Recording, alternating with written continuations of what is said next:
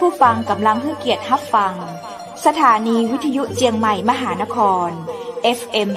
107.25 เมกะเฮิรตซ์อันดับต่อจากนี้ไปเจิญอู้จ๋ากำเมืองกับดีเจคำเพชรเจ้า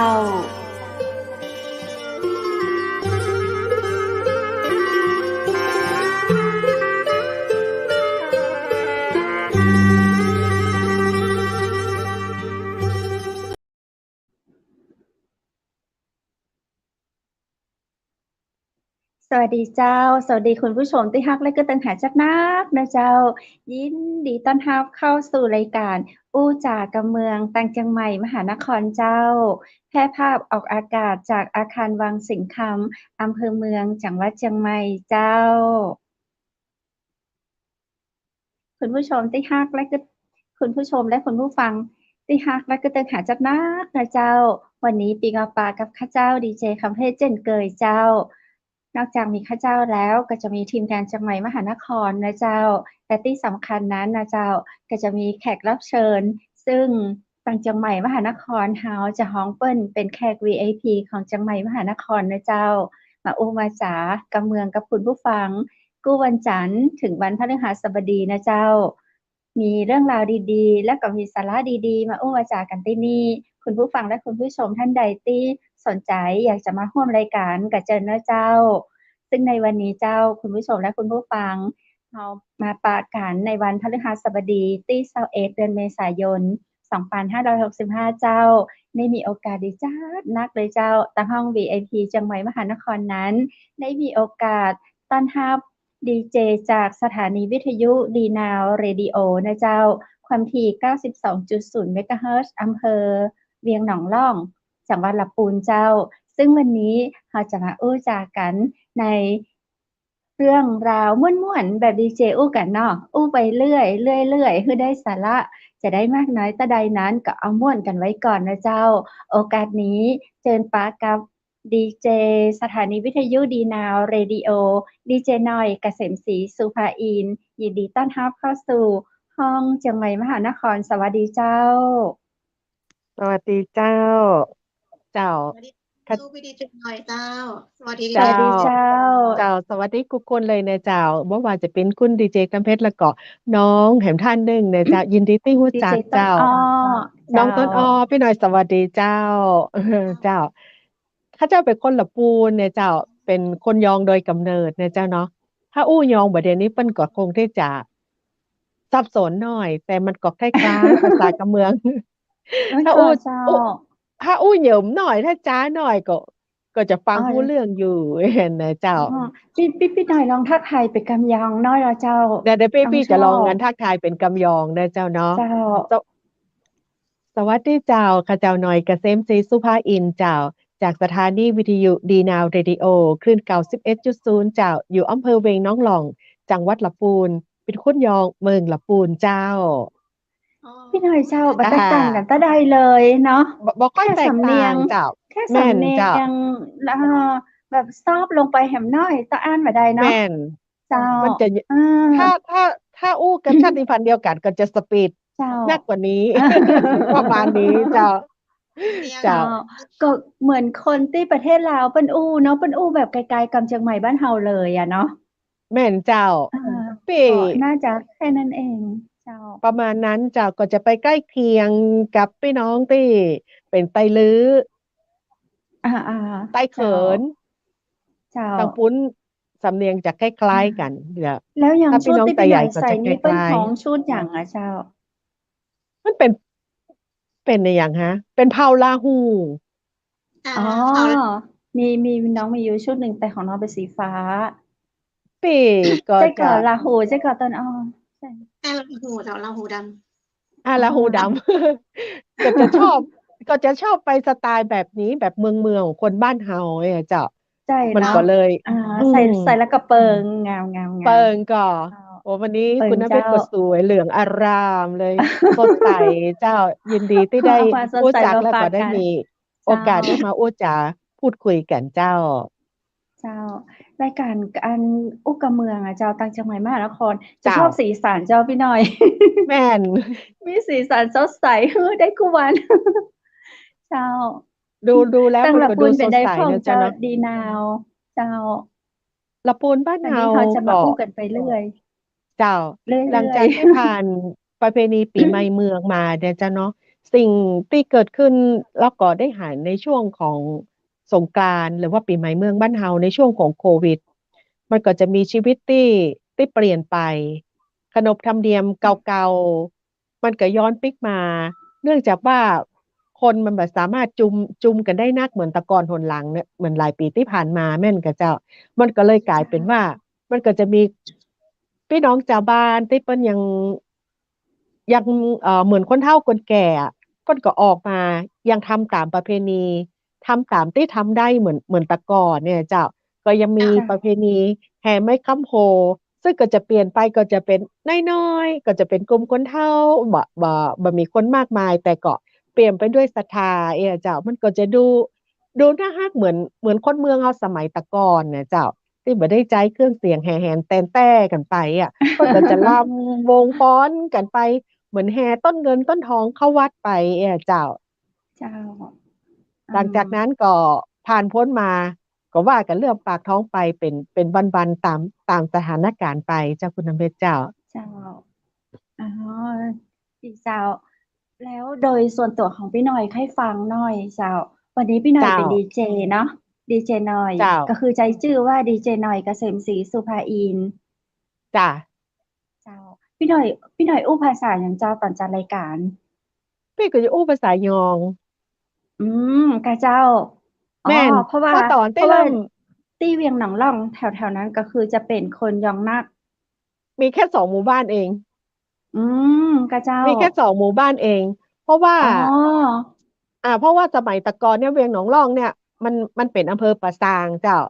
อ๋อเจ้าหมู่บ้านแล้วก็หมู่มาเป็นทีบ้านตี้นี่จะเป็นหมู่บ้านของคนยองที่มีการอพยพมาจากบ้านดอนหลวงดอนน้อยเจ้าเจ้าแล้วมาสร้างหมู่บ้านอยู่บกี่หลังคาเรือน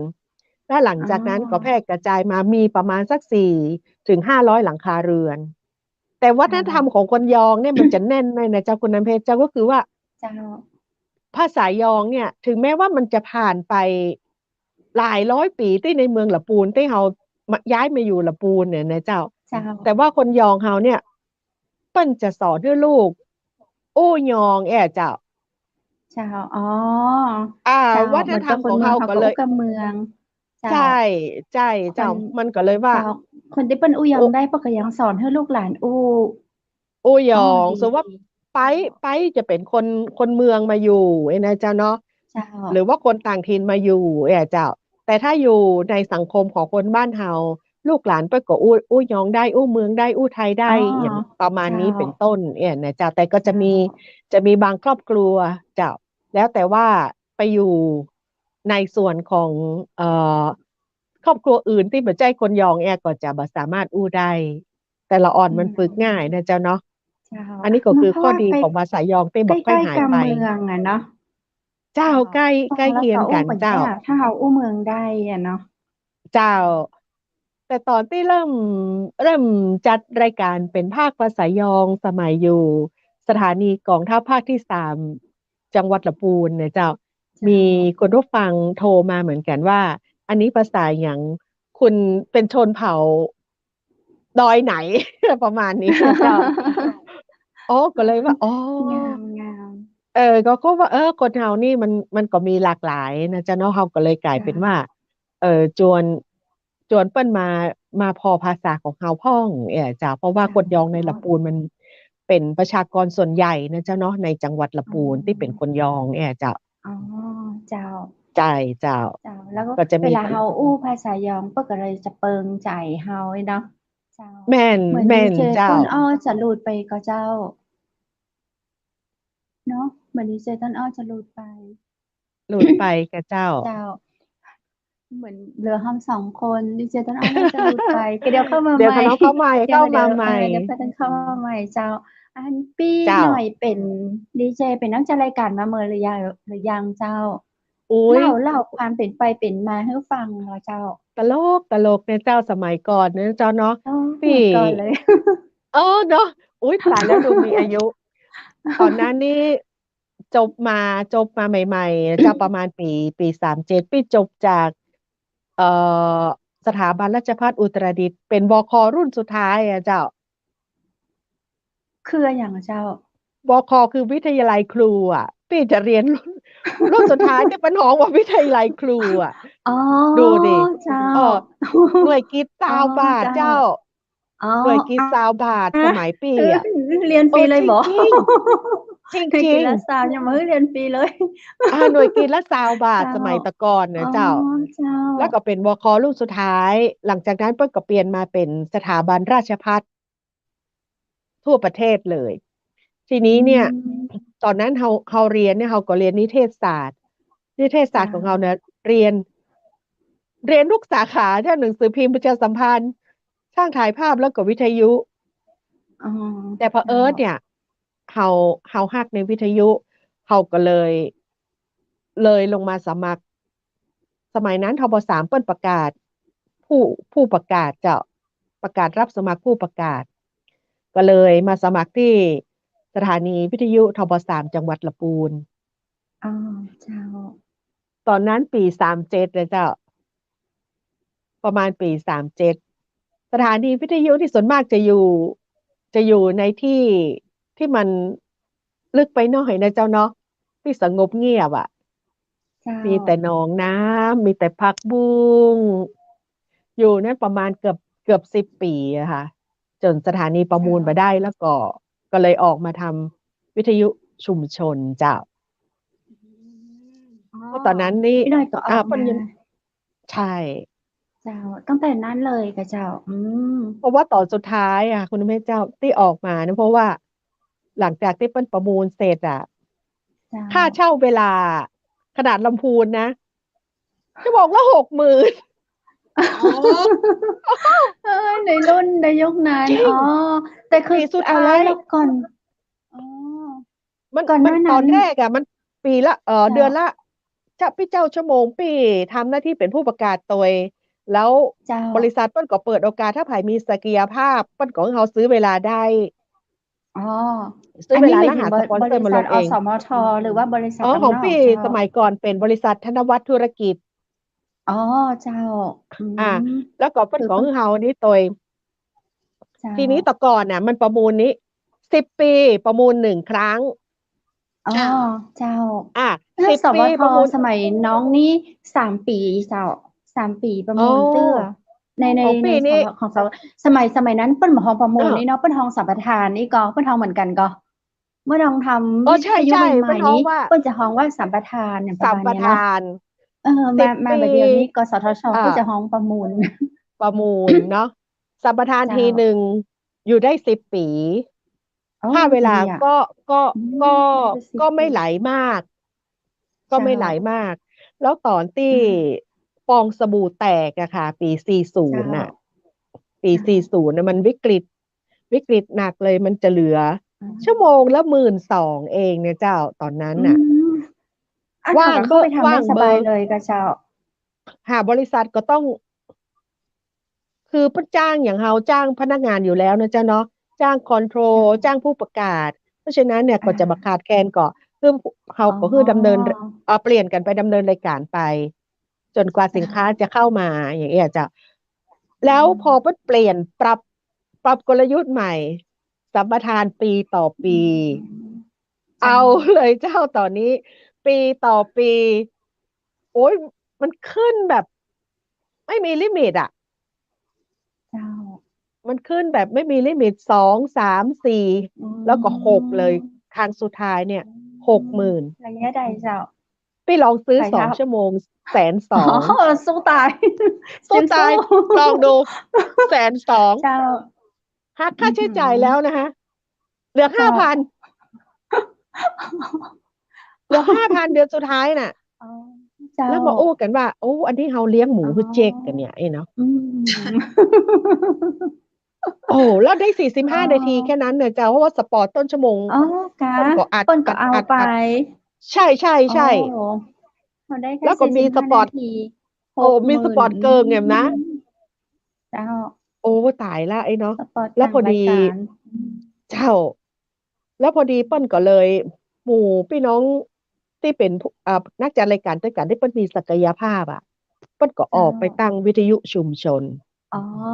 แม่นละเจ้า แย เริ่ ก ม กันไปเจ้า อ่า เปิ้นก็ตั้ง เจ้า กัน ส่วนตัวปี้เนี่ย ปี้บ่ได้ตั้ง เพราะว่าตอนนั้นอยู่ละปูน แต่เราเป็นคนเวียงหนองร่อง เจ้า เราบ่คิดว่าเราจะอยู่ละปู อ๋ นไปตลอดชี อ วิต เขาคิดว่า เจ้า สักอายุสัก 50 นะเราจะปิ๊กมาบ้าน เรา อ๋ บ่อยู่ อ นั้น เราก็ เจ้า เลยแบบ เราก็เลยบ่คิดจะตั้ง แบบ แต่เผ ท อิญบริ ำ ษัท ว่าบริษัทเปิ้นไปตั้ง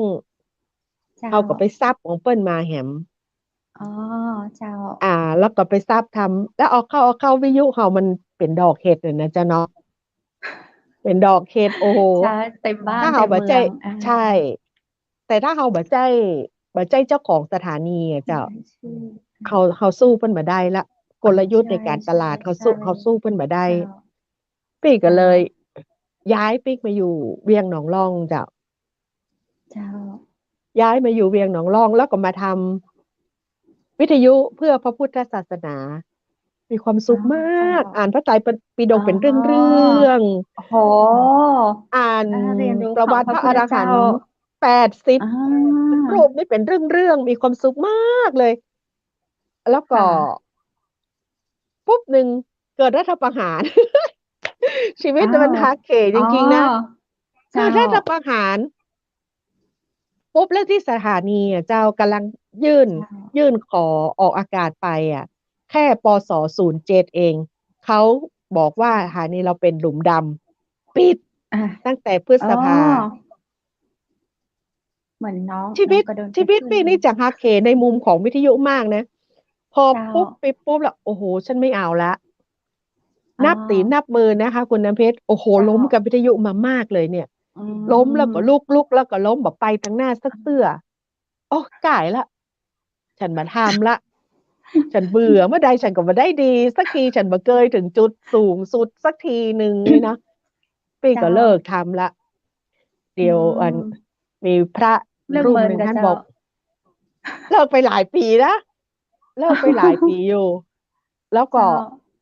พระรูปหนึ่งท่านโทรมาบอกว่า "หน่อย หน่อยยังสนใจวิทยุอยู่ก่อ พอดีอา อื ต ม มาจะย้ายไป ดอยหล่อ และท่านบ่สามารถย้ายได้ เพราะว่าเกิดอ๋อ การย้าใช่ ยข้ามเขต คุณย้า เจ้า ยไม่ได้" อื ปี้ก็ ม เลยไปบริหาร แล้วก็เปลี่ยน เจ จ้า กชุมชนเป็นธุรกิจอะ อ๋อ เจ๋ง อา เปลี่ยน ภา เป็น ษา ธุร เริ่ กิจ ม แล้วก็เริ่ม ใหม่ ทำ แล้วดูสิ เริ่มใหม่อีกแล้วอะ เริ่มใหม่ อะไรมา เริ่มใหม่อีกแล้ว เริ่มได้ประมาณ เจ้า 2-3 ปี กฎหมา เจ้ ยใหม่ออกมาปี 65 คุณต้องประมูลนะ โอ้โฮ อีกแล้วเหรอครับท่านนี่เนาะ เอาเออีกแล้วเหรอ อ เนาะ ตอนนี้ก็ว่า เอาตามกฎหมายว่าประมูลก็ประมูล เถ้านาะ ถึงไหน อา ก็ถึงกัน ก็ตาม ตามนั้น เอ ก็ า แล ที่ ้ว ประ ก เทั น ศชาติ จ้สะ บายใจ เอาที่สบายใจ ตอนนั้นก็เครียด แล้วก็ แล้ คิด ว ว่า ช่าเจง้า มัน เรื่อย ๆ แบบทำวันนี้คือดีกว่าปอยอะเจ้า ใช่ ก็เลยบ่ได้ไป ๆ อืม มุ่งหวังกับมันแล้ว ในวงการ เจ้า วิทยุตามลำพูนเนี่ย เปิ้นมีสมาคมของชมรมวิทยุตัวเองนะเจ้าเนาะ บ่ว่าจะเป็นไอ้หนุ่มมงคลยองเพชร แม่ อ้าย น จอ คือนักนะเจ้า เพราะว่ามีอ้าย ๆ ทีมสายวิทยุ แม่น นัก แม่นเจ้า อย่าง ฮอ ส ตเหมื มอันกัน ยก่อนเนี่ย เจ้า ไอ้มงคลเพิ่นก็ไปตั้งสถานีเอง เจ้า เจ้า ปี้แหม่มนงนุชเพิ่นก็ไปตั้งเอง ใครๆเพิ่นก็ตั้งเองกันหมดอะ เจ้า เจ้า เอาว่าทุกคนเกิดจากคลื่นรักเหมือนกันน่ะ นักข อื นาด ม อะตอนนั้น เจ้า นัก มี ข หาย นาดอะ แตกบะแลบะแจกันไปหมดเลยเจ้า ของ เจ้า ต้อง วิ ไป ทยุ ฮ ชุม สถา ฮะ? ต้นอ้อ ต้นอ้อก็โดนเหมือนกันเจ้า วิทยุชุม โด ช น น ไหม? โด อ นต่อโดน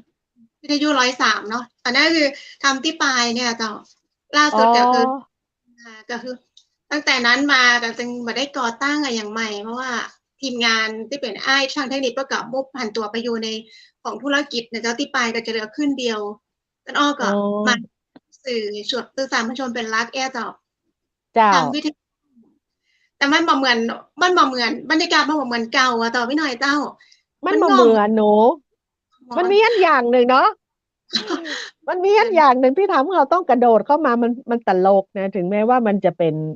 เหมือนหลุมพรางไหม? นะ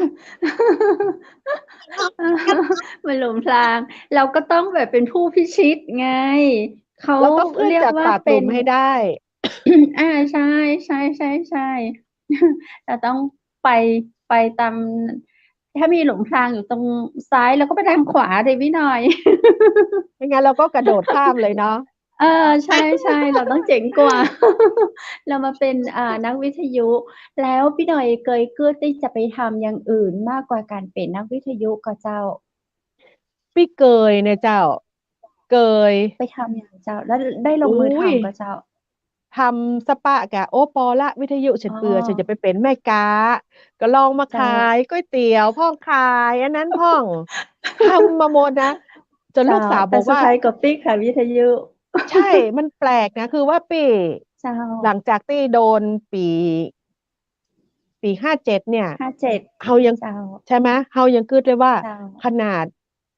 พระอาจารย์ทำเพื่อเผยแผ่ธรรมอะ อา ยั ยัง ง โด โด น น สกัด ด้วย กั้นเลย อ๋อ อะ เจ้า แล้วมันจะเหลือหยังให้เราท ใช่ ำแหมไหม อื ในวงการ ม วิทยุ ที่ ที่เปิ้น เจ้า บ่ได้คิดเอากำไรเลย ค่าไฟหยังญาติโยมก็เสีย แล้วเขาก็ยังผลิตรายการเองเกือบ 70-80% เลยนะคะ ใช่ ผลิตราย ใช การเอง เจ้า อะ อื ต้องมานั่ง ม อัดเสียง แล้วก็ตัดต่อใส่เอฟเฟกต์หมดนะคะคุณน้ำเพชร ใช่ ทำ ดอูย่าง แล ดี สถา อะ นีหมดเลย อืม หมดเล เจ้า ยทุกสิ่งอย่างอะ วัน ๆ หนึ่งเขาก็ได้ เจ้า นั่งแค่ตัดต่อแล้วก็ออกอากาศเลย ตัดต่อแล้วก็ออกอากาศเลย แล้วเรายังคิด เจ้า ว่า โอ้โฮ ขนาดสถานีวิทยุทำเพื่อเผยแผ่ธรรมอะ อื ยัง ม บ่เกิด ยังโด ขึ้นเลยอะ แล้วเรา เจ้า จะเอาแร แล ง้ ว ใจ เราจะ ที่ ไป ไหน ใน ไป ทางไหน หลุม เอ พ อ ราง แล้ว เย เขา อะ จะ แยะไปหมด แล้วเราจะ เจ้า ทำ แล ทำ ้ว ไมอะ?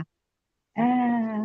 แล้วยังใดพี่หน่อยถึงปิ๊กมาทำ เจ้า คิดไปถึงขนาดนั้นแล้ว ท้อขนาดนั้นแล้ว แต่บ่ถอย เพราะว่าพี่หน่อยจะต้องมี ความเข้าใจในเรื่องของ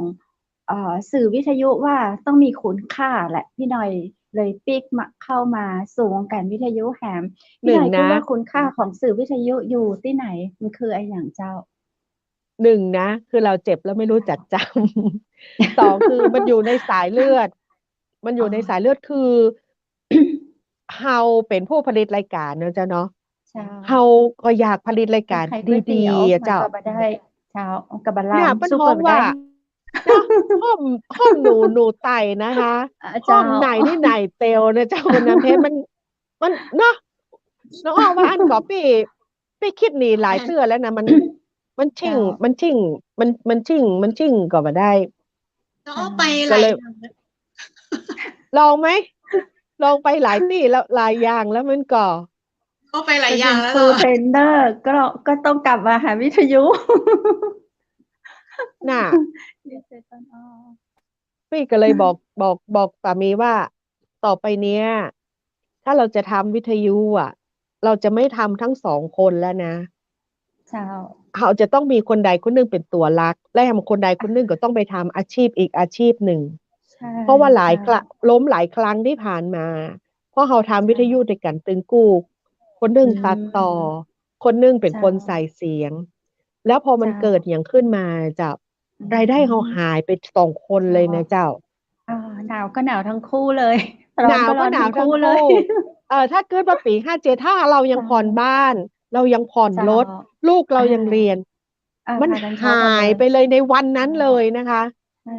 เจ้า มันหายไปเลยในวันนั้นเลยอะ ใช่ มันไป หมดกับจอ เล มืด ยอะ ตื้อ ๆ เลย แม่น ๆ เจ้า ดับปุ๊บ อย่า มัน ทุกสถจาบนี เล จอย มืดหมดเลย เจ้า มันมืดหมดเลย ทุกอย่างมันก็มืดหมดเลย เจ้า แล้วยังมีค่าใช้จ่ายตามมา คุณต้องเอาเบรกลงนะ ใช่ คุณต้อง ๆ เอาเบรลง เข้า นะ ใจ มันต้องมีค่าใช้จ่ายตัวมา เครื่องก็ต้องไปทำลาย แม่นก็เจ้า เครื่องก็ต้องทำลาย โอ้โฮ เจ้า เครื่องนั้น100,000 กว่าเลยเนาะ วันหนึ่งเราต พี่หน่อย กว่างนะ พี่หน่อยยังดีว่าเปิ้นบ่เอาไป ในของน้องจ๊ะ นี่คือเปิ้นยกไปหมดเลยเจ้า 5 รายการ คือเปิ้นเอาไปหมดเลย อ๋อ เจ้า น้องถูกยึดไปกุอย่างเลย 5 รายการถูกยึด แล้วก็จ่ายเงินที่ศาลด้วย โอ้ เพราะว่าน้อง แสดง น้ พี่ อง ยัง มี โชค ส ดี อ เหรง อ? ใช่ น้องมี 2 สถานี น้อง เจ้มี 2 สถาา นี แล้วก็ คือสถานีปัจจุบันเนี่ย อย่างคลื่นเสียง เจ สา ้า รวินเนี่ย เราจะ เรามีใบอนุญาต แล้ อะ ว ฮทีะ นี้ได้ใจไงพี่หน่อย ได้ใจ แล้วก็ไปเปิดอีกอำเภอหนึ่ง ค่ะ แล้วก็ไปเปิดที่อำเภอศพเมย ก็ไปคลื่นเสียงสารวินอำเภอศพเมย แล้ว เจ้อยู่ า ในขั้นตอนของการ กำลังไป แม่น ขอ กำลัง ขอ เดินเรื่อง กำลั แม งเด่ ิน น กำลังเดินเรื่อง แต่ทีเนี้ย เจเรา ้า ยังไม่ได้ใบอนุญาต ยังไงในการ เขาเรียกว่าอะไรที่พี่หน่อยพูดเมื่อกี้ ประกาศกฎอัยการศึก อา ขึ้นมา ขึ้นมา เราต้องปฏิบัติตามคำพูดเขาหมดเลย เขาจะ ใช่ พูดชี้นกเป็นกา เราก็ต้องกาตาม ใช่ ใช่ไหม? ค่ะ ดังนั้นเนี่ย เขามาชี้นกเป็นกากบาท มาชี้สถานีเราเป็นกากบาท เราก็ต้องไปกากบาทตาม เราไม่มีปากเสียงอะไรได้เลย ค่ะ โอ้โฮ พี่พก็ี่เหมือน หนว ่อยยัง นโชะ คดีกว่าน้อง ใช่ น้องก็ไม่หวอนะ น้องเอ๋อเหรอไปเลย คือแบบ เอ๋อเหรอไปเลยแบบ น้องพเคียพูดออก ่ รายการเนี้ย เออ น้องบอก น้องบอกกับทีมงาน เคยพูดคุยในรายการเนี้ย ก็คืออืม ไปหาอัยการเลย ก็ขออัยการไปพบผู้พิพากษา แล้วก็ เจ้า ตัดสินมาเลย เพราะว่า เออ มันคาราคาซังในชีวิตของเรา คือ อืเราจะม ต้องมาขึ้นศาล มาเป็นภาระให้ทีมงานเราทั้งหมด ฝ่าย เจ้า เราจะต้องมีพยาน 5 คน ฝ่ายตรงข้ามก็โอ้ จะต้องมีพยาน 5 คนในการเดินทางมาขึ้นศาลแม่เสลียง มันก็สร้างความลำบาก 5 ค อืม คน มันก็เป็น 10 ครอบครัวแล้วพี่หน่อย เนาะ อือฮึ เราคิดถึง 10 ครอบครัวที่ต้องเดินทางมาแม่เสลียง มาขึ้นศาลที่แม่เสลียง มันไม่ได้ใกล้ ๆ มัน เจ้า ใช้งบประมาณแผ่นดินนะ แผ่นดิน อืม ฝ่ายตรงข้ามของเราใช้งบประมาณ อื แผ่ ม นดินหมดเลยนะ ในการที่คุณ 5 ครอบครัวเดินทางมาเนี่ย คุณเบิกค่าใช้จ่ายงบประมาณแผ่นดิน หนูก็มองว่า ในการต้องมาขึ้นศาลถึงแม่เสลียงเนี่ย ถ้าคิดว่าหนูผิด ประหารชีวิตหนูก็ได้ เอากฎหมายอะไร ตัดสินหนูมาเลย ไม่ต้องเอาใครมาขึ้นศาลมาเป็นพยาน มาเดินทาง มัน อะฮะ มันเหนื่อยกับทุกคน ประเทศอืม ชาติก็เหนื่อยพอแล้ว หนูก็ไปขออัยการผู้พิพากษา อ๋อ ว่าอยากเจอจังเลย ไอ้ผู้หญิง อ๋อ คนเนี้ยค่ะ อือฮึ ก็ไม่มีการนัด ไม่มีนัดศาลแล้ว ก็คือเอาแทรกกลางช่วงเวลาว่างที่ศาลว่าง อืเราก็ไปม นั่งรอ พอ อื นัด ม เช้าแล้วนะ รอเช้า ผ่านไปกลางวัน ผ่านไปเย็น คือเขาต้องไปตามคดีที่ศาล ค นัด ดี เนาะ เแต่จ้า ของเราคือต้องการอยากแทรก ก็บอกผู้พิพากษาเลยว่า ถ้าหนูผิด จะตัดสินยังไง ก็ตัดสินหนูมาเลยคนเดียว หนูพร้อมที่อืจะอฮึ ยอมรับความผิด ท่านพิพากษามาเลย อะไรอย่างเงี้ยค่ะ คือทุกคนจะมองแบบ โอ้โฮ ที่อื่นเขาต่อสู้กันหมดเลยนะ ทุกสถานีเขาต่อสู้ ทำไมเรา อื ไป อฮึ ยอมแบบนั้น คือเรามองเห็นว่าอีก 10 ครอบครัวจะต้องมาเดือดร้อน เพราะแค่เรื่องที่เราตั้งใจทำเพื่อชุอืม มชน เพื่อสัแม่งคมน บ้านเรา เราตั้งใจ เจ้า ทำแบบ เราตั้งใจในด้านที่ดี แต่คุณแม่มานบเอจก ้า คุณมาบอกว่ามันเป็นกากบาท แม่ มัน น ผิด คุณก็ตัดสินมา ลงโทษมา ลงมาที่เราคนเดียวอะค่ะ ก็เสียค่าปรับค่อนข้างสูง อ๋6 หลัก อ ตอนโอแร้ ก 7 หลักนะคะ อืม ตอนแรกใช้แบบ เขาเรียกว่าอะไร ประกันเราเนี่ย 7 หลัก อื7 หลัม ก ยุติธแล้ รรม วก็ ใช่ เนาะ ยึดหมดเลย โอ้ 5 อะไร 1 คอมพิวเตอร์ เอาของเราไปแล้ว อืม 2 มิกเซอร์ พร้อมไมโครโฟน อะไรพวกเนี้ย ยกไป อะไรเจ้อีก า 3 เบย์ ค่ะ 4 เสา 5 เครื่องส่ง ยกไปหมดเลย 5 รายการค่ะ เพราะตอนอ๋ศาลปอ ระกาศก็คือยึด 5 รายการ แล้วก็ ค่านู่นค่านี่ ค่าอะไรอย่างเงี้ยค่ะ แล้วก็จ่ายให้มันจบ แล้วค่ตอะ นจบคดีได้คืนก็เจ้า? ไม่ได้อะไรคืน ก็คือพิพากษาออกอ๋อ มาว่า ยึดของที่ทั้ง 5 อย่างที่ยึดไปอะเป็นของหลวง ยึดไปเลย อ๋อ เป็นของหลวงค่ะ แล้วก็เงินที่มีประกันเรา อะไรอย่างเงี้ยค่ะ ก็มีกาอ๋รอ เป็นค่าอะไร อย่างเงี้ย แล้วก็โอเค แค่ขอให้ทุกอย่างมันจบ เอาความสบายใจของทุกคน แล้วอืก็ ม มาก้มหน้าก้มตาทำต่อไป ทในด้านำ ที่เขาคิด ผิดถูกให้ก็พออย่างเงี้ยพี่หน่อยสู้มาเหมือนการสะบักสะบอมมาพอสมค สะ ว บั ร ก กั สะ บบ ใน อ เรื่ ม องของ ค่ะ การทำคือเราตั้งใจทำเนาะเรา เอ ตั้งใจ อ ทำในสิ่งที่เราคิดว่าถูกต้องคือเอาให้จริงคือก่อนที่เราจะได้ใบอนุญาตมาเนี่ย เราก็ทำมาแบบไม่มีใบอนุญาตมา10 ปี แม่น เราทำมาโดยที่เราไม่มีใบอนุญาตมา10 ปีถูกไหมกว่าที่ เจ้า พวกเราจะมาเข้าระบบของกสทช. เจ้า เราได้บัตรขาว เราได้สมุดสีเหลือง เราได้อะไรมาใช่ไหม เจ้า อากาศ เจ้า ทดลองอากาศ อะไรนะต้นอ้อ ทดลองออก เสียงอ้อค่ะจ้ะพี่หน่อยได้ยินเสียงต้นอ้อก็เจ้าอย่างน้องไม่ได้ยิน บ่ค่อยชัดเท่าใดเจ้า เสียงต้นอ้อค่ะจ้ะ เสียงต้นอ้อหายนะมีสัญญาณบ่ดีให้ก้า ได้ยินละ มาพ้อง เมื่อกี้ ละ ต้นอ้อ มา ว่า พ้ ไง องแล้ว เจ้า เจ้า ต้นอ้อบอกว่ามันเป็นทดลองออกอากาศ ใช่ใช่ใช่เขาก็ยังใช้คำว่าทดลองออกอากาศให้เราจนถึงวันนี้เนาะ แม่นเจ้า แต่ในความรู้สึกของเราคือพี่หน่อยมองคุณค่าของสื่อวิทยุ คืออันอย่างพี่หน่อย มัน ถึงยังต้องทำอยู่ ใช่ค่ะ สมัยที่ทำคลื่นหลักนะเจ้า บ้านศพประเพณีอะไรอย่างต่างๆ ฝากประกาศที่ต้องมีหลายขั้นตอนในการเซ็นเซอร์นะคะ เจ้า เวลาขายเป็นวินาทีนะคะ สปอร์ต30 วิ 50 บาทสำหรับลำพูน ราคาส่ง ซื้อลูกค้า 70 มาส่งบริษัท 50 นะ ถ้าคุณจะประกาศในขอตายให้ข่าววันนั้นวันนี้ ต้องผ่าน มีการจ่าย ใช่ ตังค์ด้วย หนึ่งคุณจะต้อง บางทีต้องจ่าย บริษัทก็ต้องคิดค่า แล้วเป็นเจ้าบ้านอ่ะป้อยหลวง เนาะ ป้อยหลวงวัด ใช่ วังสะแกงเนาะ เจ้า ป้อยหลวงวัดวังสะแกงเนาะ วัดประนอ เจ้า ขอนม่วงปัญจจิบอกไปบอกเนาะอย่างเนาะ เจ้า เวลาเหล่าเนี้ยมันก็จะหายไป เพราะมันสู่ ไม่ได้ ระบบ เลย ธุรกิจ เพราะเขา ใช่ มีค่าใช้จ่าย เจ้า เพราะเขามีค่า ต้นอ้อ หาย เจนอยหายไปเลย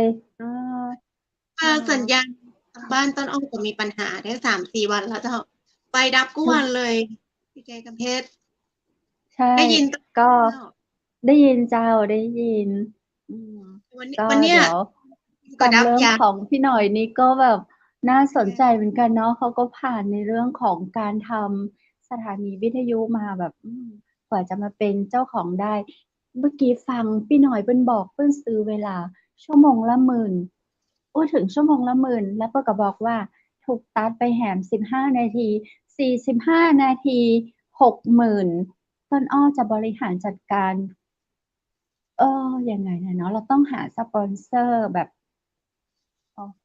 เดือน 45 นาทีนั้นน่ะตั้ง 100,000 เนาะต้องมืออาชีพจริงๆ ถึงทำได้เนาะแล้วมีวิทยุออกมาแบบดอกเห็ดขนาดนี้พี่หน่อย นี่คือมันลด ติดต่อพี่หน่อยเข้ามาใหม่ใช่ปะ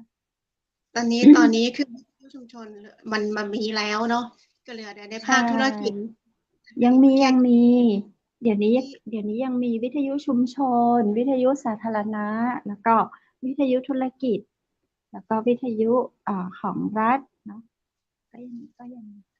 โอ้ย ก็ยัง พี่ ต่ ห อ น่อย สู้ ห กัน ลุ อ ด ยู่ พี่หน่อยเข้ามาแล้ว โอ้สุมาเจ้ามันหลุดออกไป กำลังจะ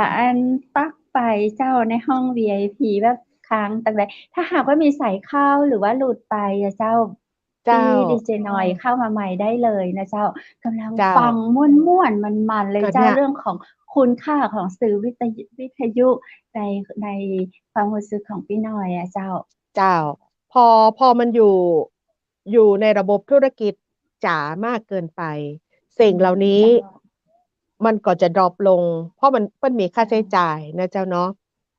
มันก็จะมองว่าเขารับตังมาก่อนแล้วบ่ส่งบริษัทก่อนแล้วมาอย่างเงี้ยเจ้าแต่ในกรณีกับกันเฮามาทำวิทยุชุมชนเนี่ยเจ้า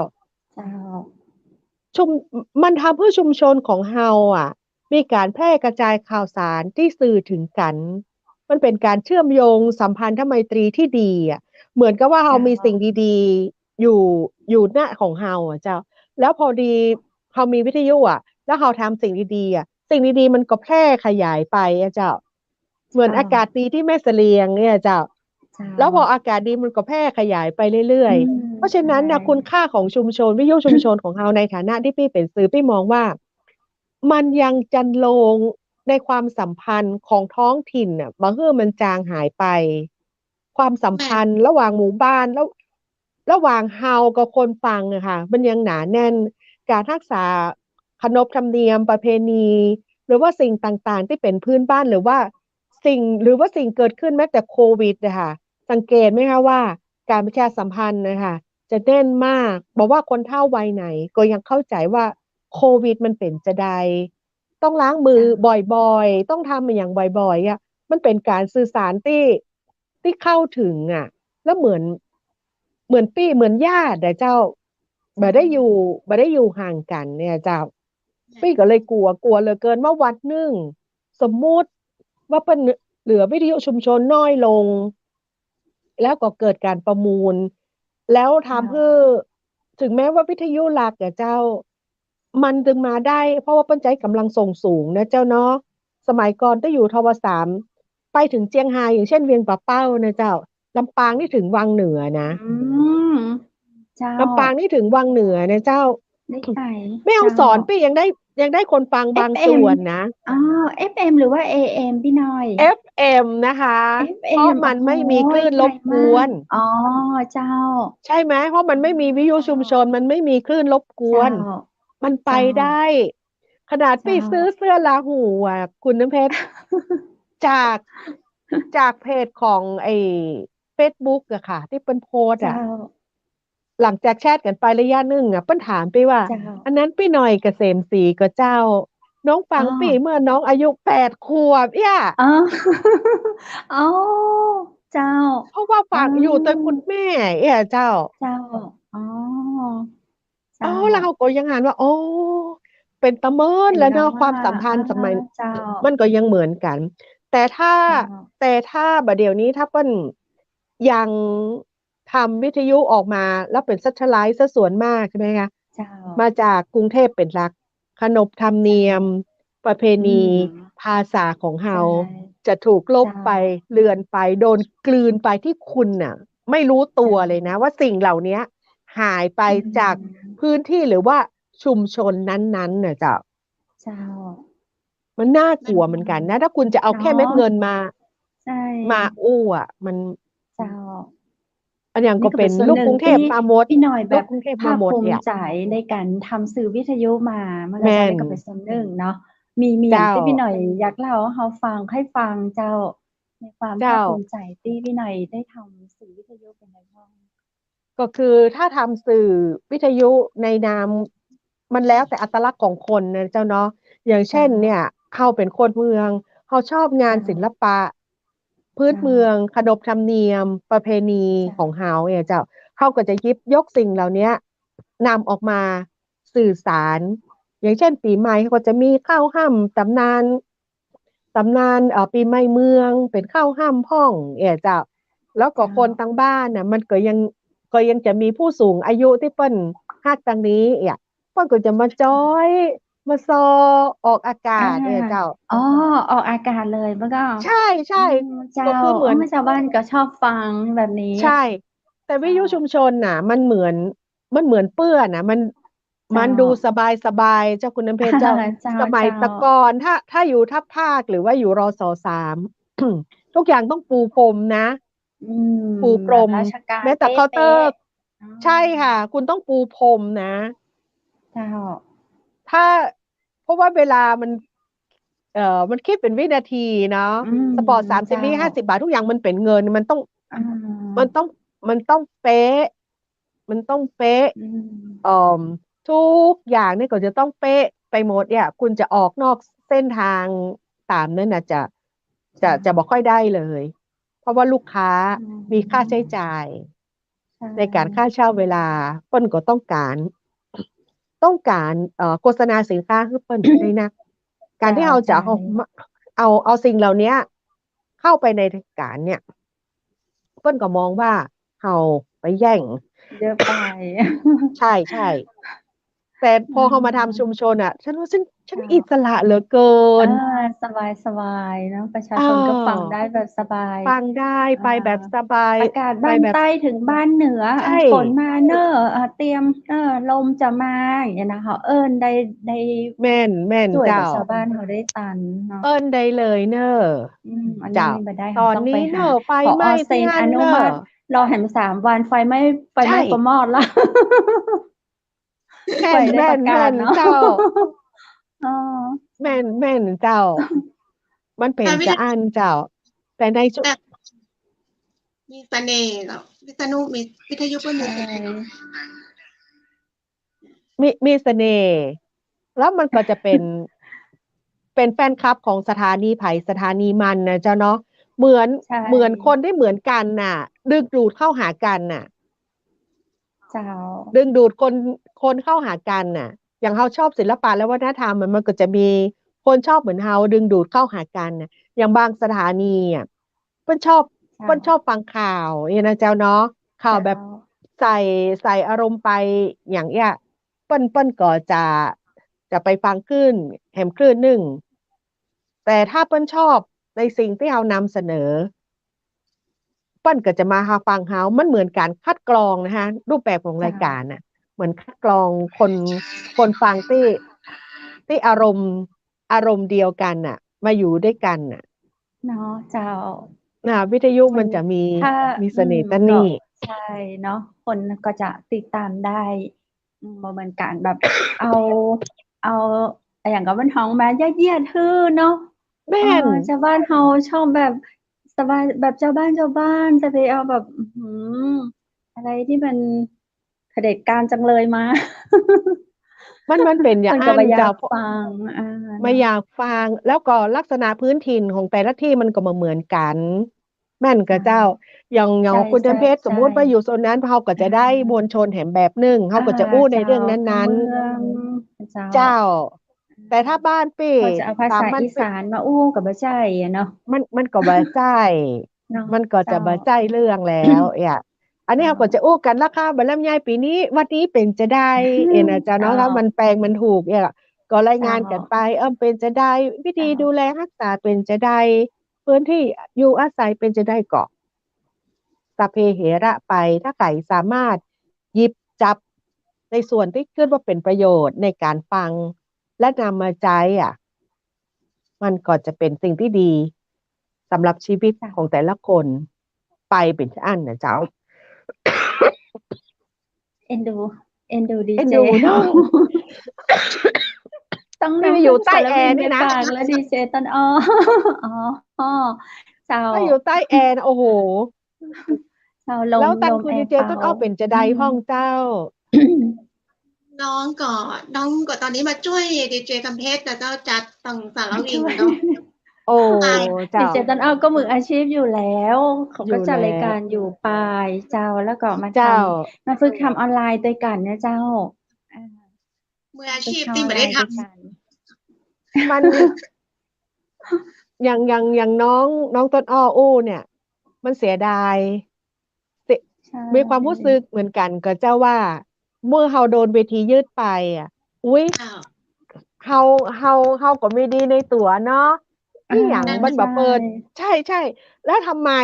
บ่เปิดโอกาสทุกคนดีๆอย่างเฮาก็พอเป็นคนดีเนาะเอาคนดีๆอย่างเจ้าเฮาได้ทำรายอ่การา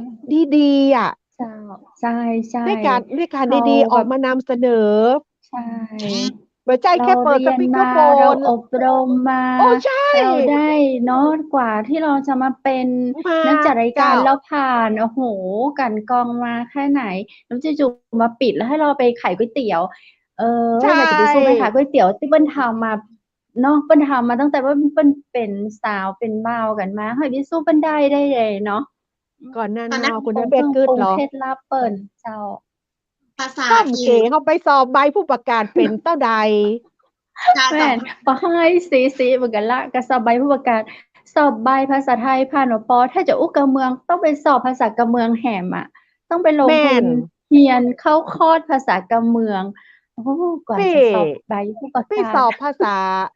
ษาไทยบ่เจ้าผ่านเลยนะเจ้าเจ้าปนติมาว่าติดสำเนียงถิ่น อ๋อเพี้ยนเจ้า วรรณยุกต์ตกตู่ เจ้า คำอย่างนี้นะก็เดียวขึ้นในใจขอมันเป็นภาษาเมืองมาเตอะนะกูจะบอกพอดก็ เจ้า กำลอเนาะมันจะพี่หมหน่อยไปอกใดสอบหรือยัง สอบเลยสอบครั้งเดียวผ่านเลย ได้เลยอู้เจ๋งได้เก่งเลยพี่หน่อยเก่งเหรอน้องจะขอเล่าขวัญเจ้าประเก่ากรรมต้นดิเออจิตอลอ้อไปสอบภาเจ้าษาไทยนะเจ้าสี่เตื้อ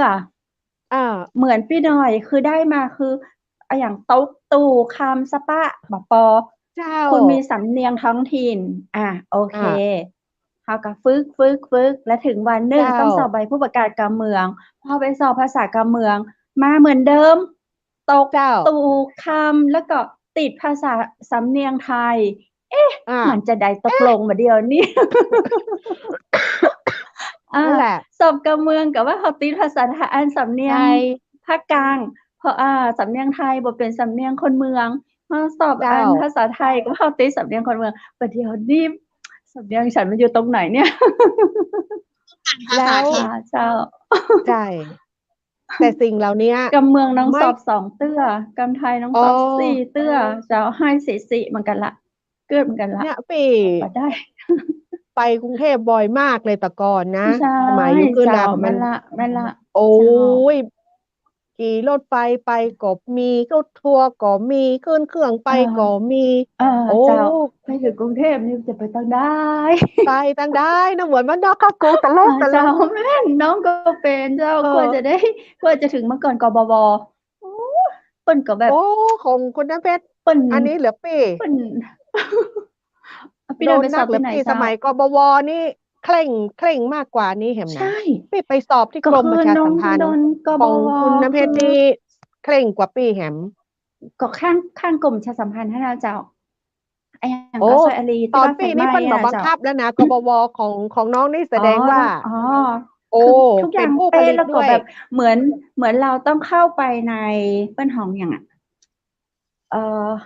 ต้นอ้อจะเปรียบว่าจะใดดีคือเหมือนเราเข้าไปในอนอย่างพี่หน่อย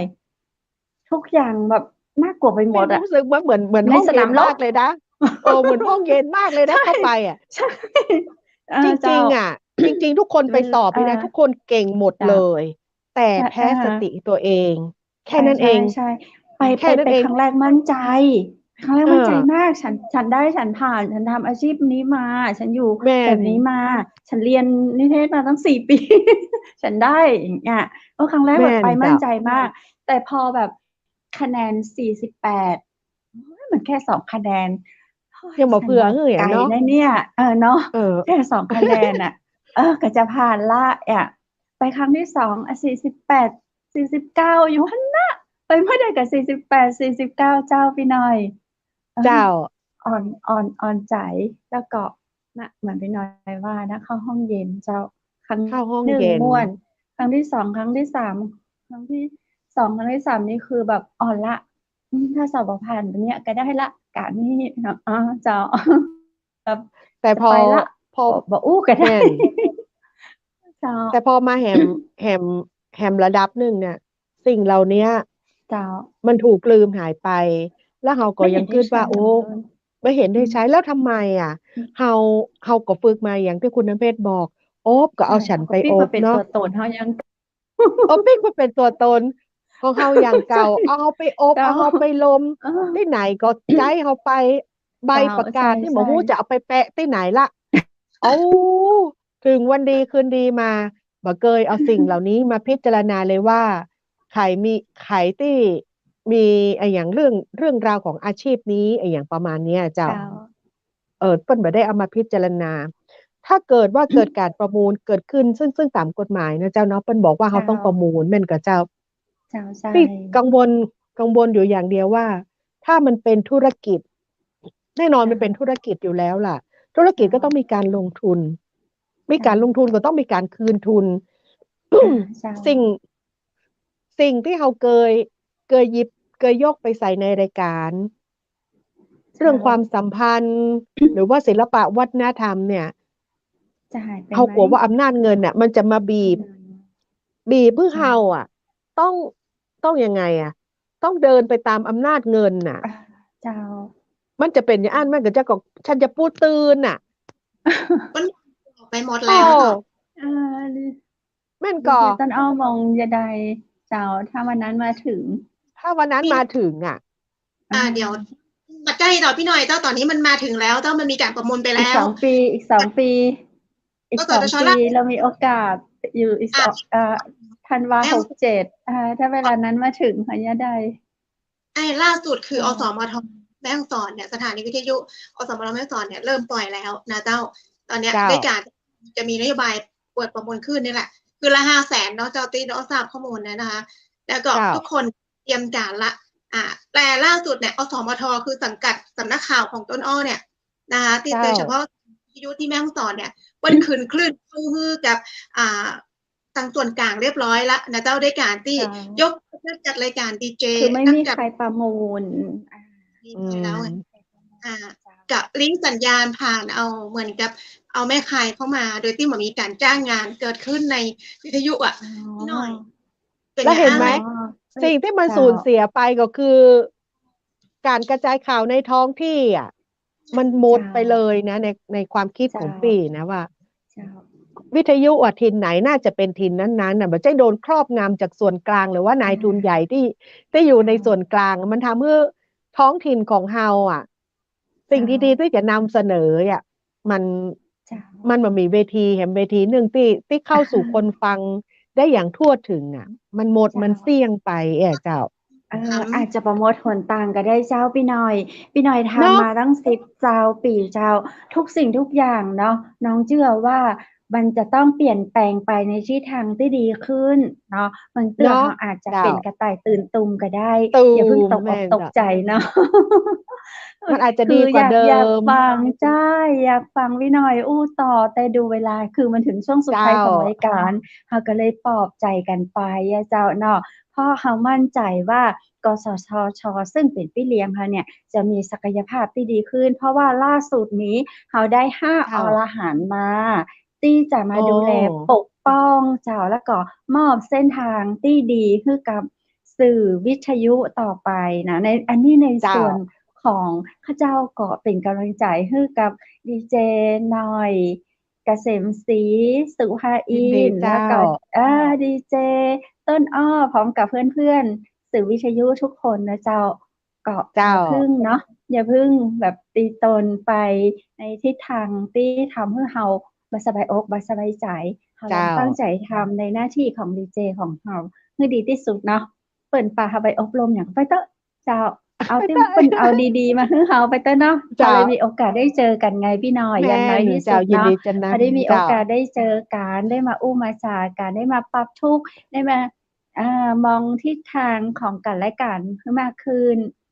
เจ้า เดี๋ยวโอกาสหน้าจะเชิญพี่หน่อยมาอู้ต่อแหม เพราะอยากฟังพี่หน่อยเล่าในเรื่องของ